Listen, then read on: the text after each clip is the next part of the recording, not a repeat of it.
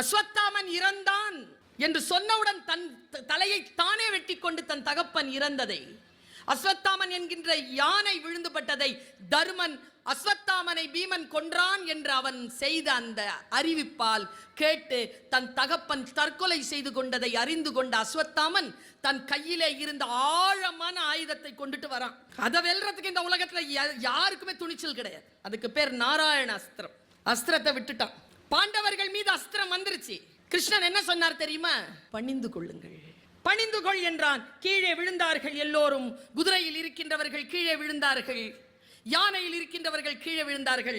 கிருஷ்ண பரமாத்மாவும் எழுந்து கீழே படுத்துக் கொண்டார். அஸ்திரம் வந்தது, பார்த்தது, யாரும் தனக்கு முன்னால இல்லைன்னு உடனே அஸ்வத்தாமன் கிட்ட திரும்பி போயிடுச்சு. ஆனால் ஒரு ஞானம், ஒரு போதி மர சிந்தனை மட்டும் வருகிறது.